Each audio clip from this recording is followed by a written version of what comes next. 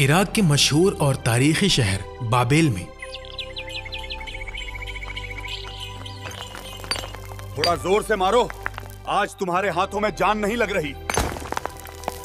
एक ऐसा बच्चा पैदा हुआ जिसका नाम आने वाली नस्लों के लिए हिदायत, कुर्बानी और तौहीद की सबसे बड़ी निशानी बनने वाला था। ये वाला बुत किसके लिए बना रहे हो? शहर के बड़े ताजिर के लिए। कह रहा था कि इस बार उसके घर में बरकत कम हो गई है।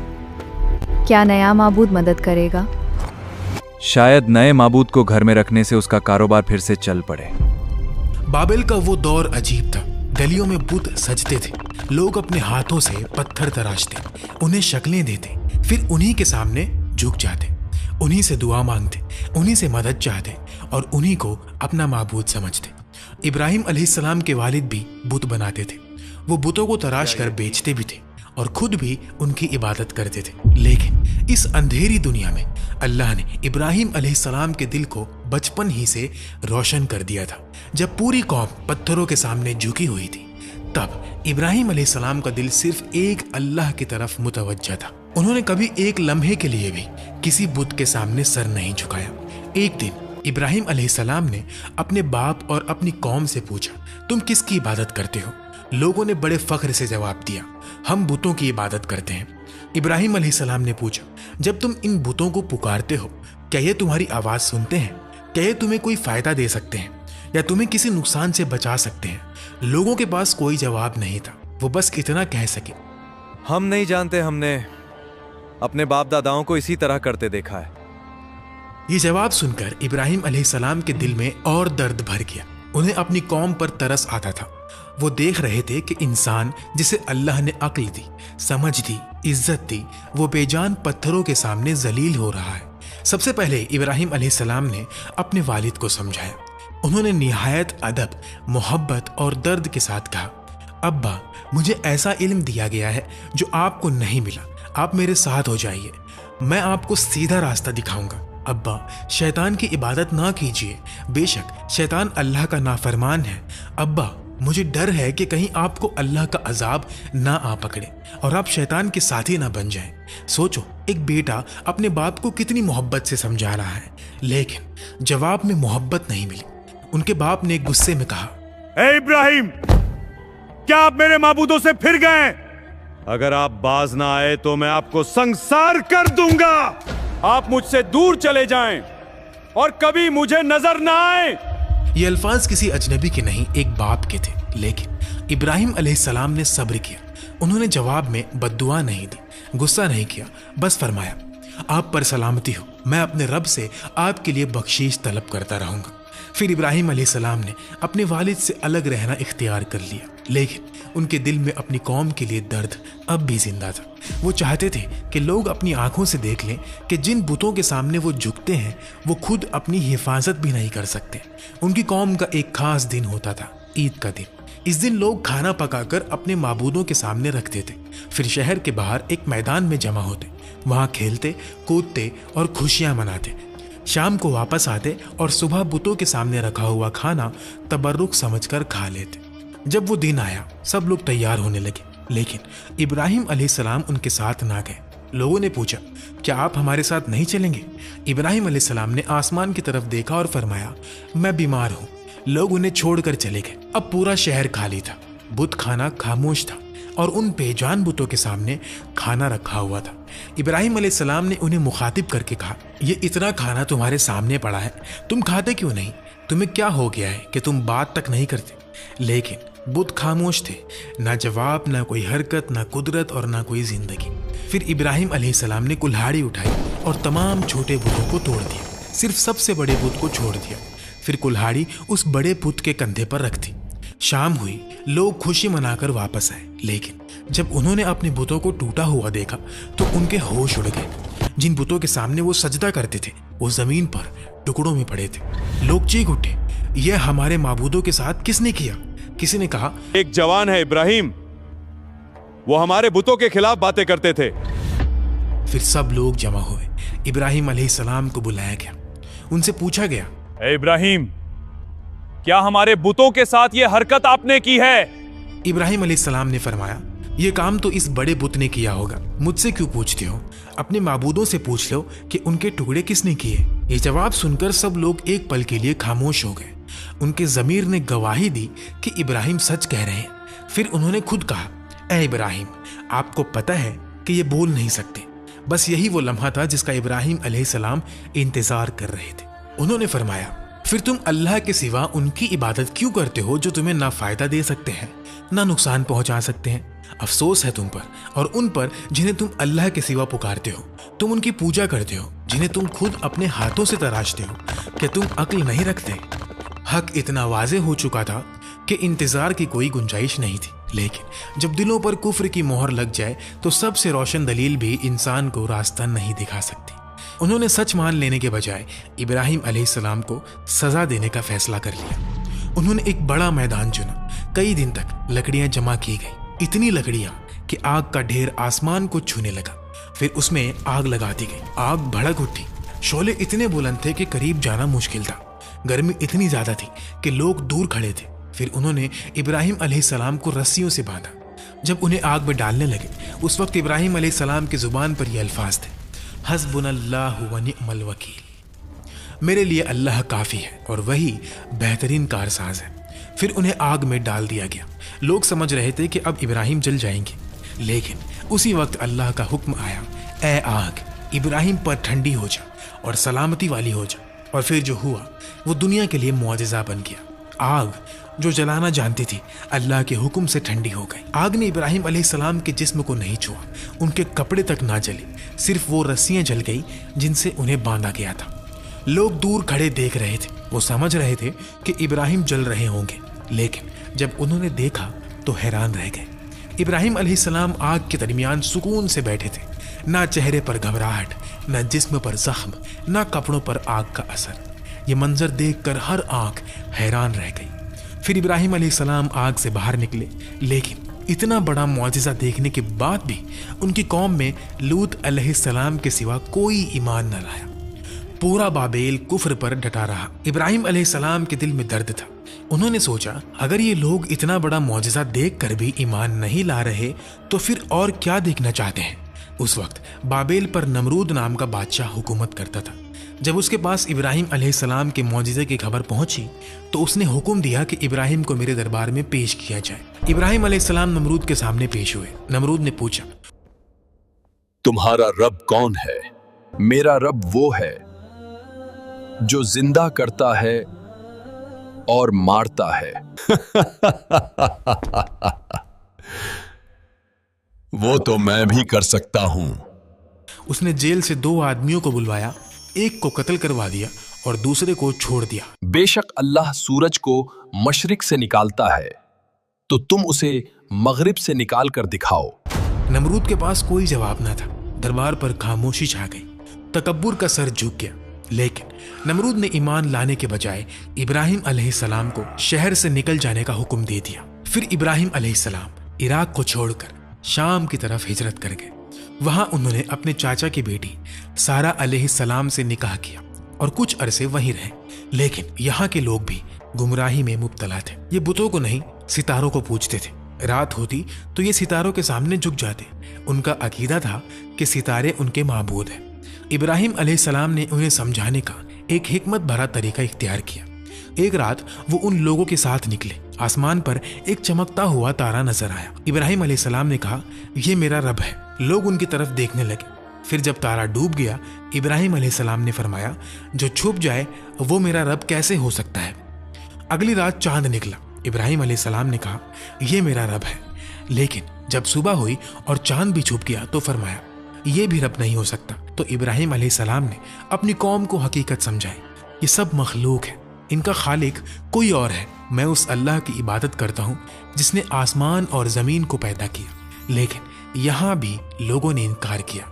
इब्राहिम अलैहिस्सलाम ने फिर हिजरत का फैसला किया और मिस्र जा पहुंचे। मिस्र के बादशाह को खबर मिली कि एक शख्स हिजरत करके आया है और उसके साथ एक औरत है जो बहुत हसीन और जमील है।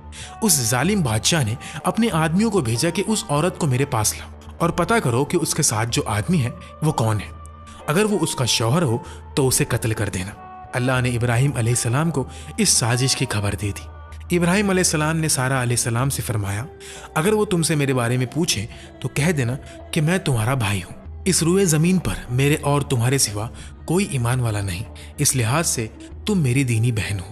سارہ علیہ السلام کو بادشاہ کے محل میں لے جایا گیا. جب اس بادشاہ نے بدکاری کے ارادے سے اپنے ہاتھ آگے بڑھائے، سارہ علیہ السلام نے اللہ سے دعا کی. اسی لمحے اس کا ہاتھ جم گیا، وہ چیخنے لگا. دربار کے لوگ گھبرا گئے. سارہ علیہ السلام کو خوف ہوا کہ اگر یہ مر گیا تو لوگ مجھ پر الزام لگا دیں گے. انہوں نے اللہ سے دعا کی اور بادشاہ کا ہاتھ ٹھیک ہو گیا. لیکن اس ظالم نے پھر وہی کوشش کی، پھر اس کا ہاتھ جم گیا. ایسا 3 مرتبہ ہوا. آخرکار وہ ڈرا اور کہنے لگا کہ اگر تم مجھے اس مصیبت سے نجات دلا دو تو میں تمہیں چھوڑ دوں گا. سارہ علیہ السلام نے دعا کی اور وہ ٹھیک ہو گیا. پھر اس نے سارہ علیہ السلام کو عزت کے ساتھ رہا کر دیا اور ان کی خدمت کے لیے حاجرہ علیہ السلام کو ان کے ساتھ بھیج دیا. سارہ علیہ السلام جب واپس آئیں تو ابراہیم علیہ السلام نے فیصلہ کیا کہ اب ہم یہاں نہیں رہیں گے. پھر وہ فلسطین واپس چلے گئے. وقت گزرتا رہا. ابراہیم علیہ السلام کی عمر 86 سال کی ہو گئی تھی، لیکن اب تک ان کی کوئی اولاد نہیں تھی. ایک نبی جو اللہ کے اتنا قریب تھا، ان کے دل میں بھی اولاد کی تمنا تھی. سارہ علیہ السلام نے اپنے شوہر کے دل کی خواہش کو محسوس کیا. انہوں نے سوچا کہ میں بانجھ ہوں، ابراہیم علیہ السلام کو اولاد کی تمنا ہے تو کیوں نہ میں حاجرہ علیہ السلام کا نکاح ابراہیم علیہ السلام سے کرا دوں. پھر ابراہیم علیہ السلام اور حاجرہ علیہ السلام کا نکاح ہوا. اللہ نے ابراہیم علیہ السلام کی دعا قبول کی اور انہیں ایک بیٹا عطا فرمایا. یہ بیٹا تھا اسماعیل علیہ السلام. سوچو، 86 سال کی عمر، ساری زندگی انتظار، اور پھر اللہ نے ایک بیٹا دیا. وہ بیٹا صرف اولاد نہیں تھا، ابراہیم علیہ السلام کے دل کی ٹھنڈک تھا. لیکن اللہ کے خاص بندوں کی زندگی میں آزمائش بھی خاص ہوتی ہے. اللہ کا حکم آیا کہ اپنی بیوی حاجرہ علیہ السلام اور ننھے بیٹے اسماعیل علیہ السلام کو لے کر مکہ روانہ ہو جاؤ. اس وقت مکہ ایک بنجر، سنسان اور بے آباد جگہ تھی. نہ پانی، نہ خوراک، نہ کوئی انسان، نہ کوئی مکان. ابراہیم علیہ السلام نے حاجرہ علیہ السلام اور اسماعیل علیہ السلام کو وہاں چھوڑا اور واپس مڑنے لگے. حاجرہ علیہ السلام حیران رہ گئیں. وہ ان کے پیچھے چلتی ہوئی پوچھنے لگی، اے ابراہیم، آپ ہمیں کہاں چھوڑ کر جا رہے ہیں؟ یہاں نہ پانی ہے، نہ کھانا اور نہ کوئی انسان. ابراہیم علیہ السلام خاموش رہے. وہ چلتے رہے. حاجرہ علیہ السلام پھر پوچھتی رہی، آپ ہمیں کس کے حوالے کر کے جا رہے ہیں؟ لیکن ابراہیم علیہ السلام نے جواب نہ دیا. آخر حاجرہ علیہ السلام نے وہ سوال پوچھا جس کے جواب نے ان کے دل کو سکون دے دیا. کیا آپ کو اللہ نے اس کام کا حکم دیا ہے؟ ابراہیم علیہ السلام نے فرمایا، ہاں. بس یہ سننا تھا کہ حاجرہ علیہ السلام کا دل مطمئن ہو گیا. انہوں نے کہا، اگر اللہ کا حکم ہے تو اللہ ہمیں ضائع نہیں کریں گے. یہ ایک ماں کا یقین تھا، ایک تنہا عورت کا یقین، ایک بے آباد وادی میں چھوڑی گئی ماں کا یقین. پھر کھانا ختم ہو گیا، پانی ختم ہو گیا، ماں کا دودھ بھی خشک ہونے لگا. ننھے اسماعیل علیہ السلام بھوک اور پیاس سے بلکنے لگے. حاجرہ علیہ السلام سے اپنے بچے کی یہ حالت دیکھی نہ گئی. انہوں نے اسماعیل علیہ السلام کو وہیں چھوڑا اور پانی کی تلاش میں صفا کی پہاڑی کی طرف دوڑی. وہاں سے ادھر ادھر دیکھا، شاید کوئی قافلہ نظر آ جائے، شاید کہیں پانی کی چمک دکھ جائے، شاید کوئی انسان مل جائے، لیکن کچھ بھی نظر نہ آیا. پھر وہ مروہ کی طرف دوڑی. جب بیچ میں ایسی جگہ آتی جہاں بچہ نظر نہیں آتا تھا تو ماں کا دل بے چین ہو جاتا. وہ تیز دوڑتی، پھر پہاڑی پر چڑھ کر دیکھتی، کچھ نہیں. پھر صفا، پھر مروہ، پھر صفا، پھر مروہ. اس طرح حاجرہ علیہ السلام نے 7 چکر لگائے. یہ صرف دوڑ نہیں تھی، یہ ایک ماں کا درد تھا، یہ یقین اور بے چینی کا سفر تھا. یہ وہ عمل تھا جو اللہ کو اتنا پسند آیا کہ قیامت تک کے لیے حج اور عمرہ کا حصہ بنا دیا. آج بھی مسلمان صفا اور مروہ کے درمیان سعی کرتے ہیں تاکہ دنیا کو یاد رہے کہ اللہ کے نزدیک ایک ماں کی تڑپ کتنی عظیم ہوتی ہے. جب حاجرہ علیہ السلام آخری مرتبہ مروہ پر پہنچے، انہیں ایک آواز سنائی تھی. آواز اسماعیل علیہ السلام کے قریب سے آ رہی تھی. وہ گھبرا کر اپنے بچے کے پاس دوڑی. جب قریب پہنچی تو دیکھا کہ اسماعیل علیہ السلام کے قدموں کے نیچے سے پانی پھوٹ رہا ہے. اللہ نے جبریل علیہ السلام کو بھیجا تھا. انہوں نے زمین پر پر مارا اور وہاں سے زمزم کا چشمہ جاری ہو گیا. ایک بنجر زمین سے پانی نکل آیا. جہاں کچھ نہیں تھا وہاں اللہ نے زندگی پیدا کر دی. حاجرہ علیہ السلام خوشی اور حیرانی سے پانی کو دیکھ رہی تھی. پانی چاروں طرف بہنے لگا تو انہوں نے اس کے گرد مٹی اور پتھر جمع کرنا شروع کر دیا اور بولی، زمزم یعنی رک جا. نبی علیہ السلام کا فرمان ہے کہ اللہ اسماعیل علیہ السلام کی والدہ پر رحم فرمائے. اگر وہ پانی کو روکنے کی کوشش نہ کرتی تو زمزم ایک بہنے والا چشمہ ہوتا۔ حاجرہ علیہ السلام نے خود بھی پانی پیا اور اسماعیل علیہ السلام کو بھی پلایا۔ اب وہی پانی ان کے کھانے اور پینے کا سہارا بن گیا۔ کچھ ہی عرصے بعد ایک قبیلہ پانی کی تلاش میں وہاں سے گزرا۔ انہوں نے وہاں پانی دیکھا تو حیران رہ گئے۔ انہوں نے حاجرہ علیہ السلام سے اجازت مانگی کہ کیا ہم یہاں رہ سکتے ہیں؟ حاجرہ علیہ السلام نے فرمایا، رہ سکتے ہو، لیکن اس پانی پر میرا حق رہے گا۔ انہوں نے بات مان لی۔ اس طرح مکہ میں آبادی شروع ہوئی۔ اسماعیل علیہ السلام اسی ماحول میں بڑے ہونے لگے۔ یہ سب ابراہیم علیہ السلام کی اس دعا کا نتیجہ تھا جو انہوں نے اپنی بیوی اور بچے کو چھوڑتے وقت مانگی تھی۔ اے میرے رب، میں نے اپنی اولاد کو ایک بے آباد وادی میں تیرے مقدس گھر کے پاس بسایا ہے تاکہ وہ نماز قائم کرے۔ تو لوگوں کے دلوں کو ان کی طرف مائل کر اور انہیں پھلوں سے رزق عطا فرما تاکہ یہ شکر گزاری کرے۔ دن گزرتے رہے۔ اسماعیل علیہ السلام جوان ہونے لگے۔ ابراہیم علیہ السلام وقتاً فوقتاً مکہ آتے اور اپنے گھرانے کی خیریت معلوم کرتے۔ پھر ایک دن وہ آزمائش آئی جسے سن کر انسان کا دل کانپ اٹھتا ہے۔ ابراہیم علیہ السلام نے خواب میں دیکھا کہ وہ اپنے بیٹے اسماعیل علیہ السلام کو ذبح کر رہے ہیں۔ انبیاء کے خواب وہی ہوتے ہیں۔ ابراہیم علیہ السلام سمجھ گئے کہ یہ اللہ کا حکم ہے۔ سوچو، وہ بیٹا جو 86 سال کی عمر میں ملا، وہ بیٹا جس کے لیے ساری زندگی انتظار کیا، وہ بیٹا جو اب باپ کے ساتھ چلنے پھرنے کے قابل ہوا، اور اب حکم آ رہا ہے کہ اسے اللہ کی راہ میں قربان کر دو۔ ابراہیم علیہ السلام نے اپنے بیٹے سے کہا، میرے پیارے بیٹے، میں نے خواب میں دیکھا ہے کہ میں تمہیں ذبح کر رہا ہوں، بتاؤ تمہاری کیا رائے ہے؟ انہوں نے کہا، اے ابا جان، آپ کو جو حکم دیا گیا ہے اسے پورا کیجیے، انشاءاللہ آپ مجھے صبر کرنے والوں میں پائیں گے۔ باپ بھی اللہ کے حکم پر راضی، بیٹا بھی اللہ کے حکم پر راضی، دونوں چل دیے۔ اسماعیل علیہ السلام نے کہا، ابا جان، جب آپ مجھے ذبح کرنے لگے تو میرا چہرہ زمین کی طرف کر دیجیے تاکہ آپ میری شکل دیکھ کر کمزور نہ پڑ جائیں۔ ابراہیم علیہ السلام نے اپنی آنکھوں پر پٹی باندھی، چھری اٹھائی اور اللہ کے حکم کو پورا کرنے کے لیے اپنے بیٹے کی گردن پر چلا دی، لیکن چھری نے گردن نہ کاٹی۔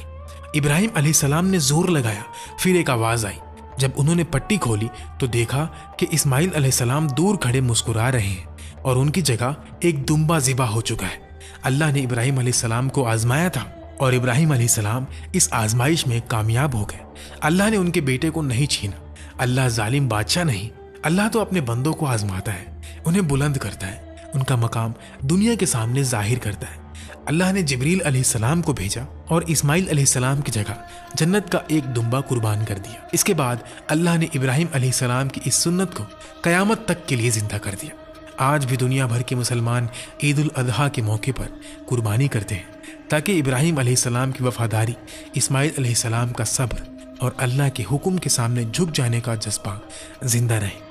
اس عظیم قربانی کے بعد اللہ نے ابراہیم علیہ السلام کو ایک اور خوشخبری دی۔ سارہ علیہ السلام کے ہاں اسحاق علیہ السلام کی پیدائش کی بشارت دی گئی۔ اس وقت ابراہیم علیہ السلام بہت بوڑھے ہو چکے تھے۔ سارہ علیہ السلام بھی عمر کے اس حصے میں تھی جہاں اولاد کی امید عام طور پر ختم ہو جاتی ہے۔ فرشتے آئے، انہوں نے ابراہیم علیہ السلام کو سلام کیا اور اسحاق علیہ السلام کی خوشخبری دی۔ سارہ علیہ السلام حیران ہو گئی اور کہنے لگی، کیا میں بچہ جنوں گی؟ حالانکہ میں بانجھ ہوں اور میرے خواہند بھی بوڑھے ہو چکے ہیں۔ فرشتہ کہنے لگے، اللہ کے فیصلے پر تعجب نہ کیجیے، یہ اللہ کی رحمت ہے، بے شک وہ قابل تعریف اور بزرگی والا ہے۔ ابراہیم علیہ السلام مکہ آتے رہتے تھے۔ ایک مرتبہ جب وہ اسماعیل علیہ السلام سے ملنے آئے تو فرمایا، اے میرے بیٹے، اللہ نے مجھے حکم دیا ہے کہ اس مقام پر اس کا گھر تعمیر کیا جائے۔ اسماعیل علیہ السلام نے فوراً کہا، ابا جان میں حاضر ہوں۔ پھر باپ اور بیٹے مل کر اللہ کا گھر تعمیر کرنے لگے۔ ابراہیم علیہ السلام بنیاد اٹھاتے، اسماعیل علیہ السلام پتھر لاتے، دونوں مل کر کعبہ کو بلند کر رہے تھے اور اس کام کے درمیان ان کی زبان پر دعا تھی، اے میرے رب، ہماری اس محنت کو قبول فرما، بے شک تو سننے والا اور جاننے والا ہے، ہمیں اپنا فرما بردار بنا، ہماری اولاد میں سے بھی ایک فرما بردار امت پیدا فرما، ہمیں عبادت کے طریقے سکھا اور ہم پر رحم فرما، بے شک تو توبہ قبول کرنے والا اور رحم کرنے والا ہے۔ اے ہمارے رب، انہی میں سے ایک رسول بھیج جو ان پر تیری آیت تلاوت کرے، انہیں کتاب اور حکمت سکھائے اور انہیں پاک کرے، بے شک تو غالب اور حکمت والا ہے۔ یہی وہ دعا تھی جس کا نتیجہ صدیوں بعد محمد صلی اللہ علیہ وسلم کی صورت میں ظاہر ہوا۔ काबा की तामीर के वक्त अल्लाह ने जन्नत से एक पत्थर भेजा जिसे हजरे अस्वद कहा जाता है। रिवायत में आता है कि ये पत्थर पहले निहायत सफेद था, फिर लोगों के गुनाहों की वजह से काला हो गया। जब काबा तामीर हो गया, अल्लाह ने इब्राहिम अलैहिस्सलाम को हुक्म दिया, लोगों में हज का ऐलान करो। इब्राहिम अलैहिस्सलाम ने अर्ज की, ऐ अल्लाह, मेरी आवाज़ किस किस तक पहुंचेगी? अल्लाह ने फरमाया, आपका काम आवाज़ लगाना है, पहुंचाना हमारा काम है। फिर इब्राहिम अलैहिस्सलाम अरफात के पहाड़ पर चढ़े और पुकारा, लोगों बैतुल्लाह का हज करो। अल्लाह ने इस पुकार को लोगों के दिलों तक पहुंचा दिया। इसीलिए आज तक हर मोमिन के दिल में काबा की मोहब्बत है। हर मुसलमान चाहता है कि एक बार अल्लाह के घर का दीदार करे, हज करे, उम्रा करे। इब्राहिम अलैहिस्सलाम ने 175 साल की उम्र में वफात पाई। तो ये था इब्राहिम अलैहिस्सलाम का अजीम और रूह को हिला देने वाला वाक़या। अगर आपको नबी अलैहिस्सलातु वस्सलाम की कहानियों पर और भी वीडियोस देखनी है तो मेरे चैनल को सब्सक्राइब ज़रूर कीजिए।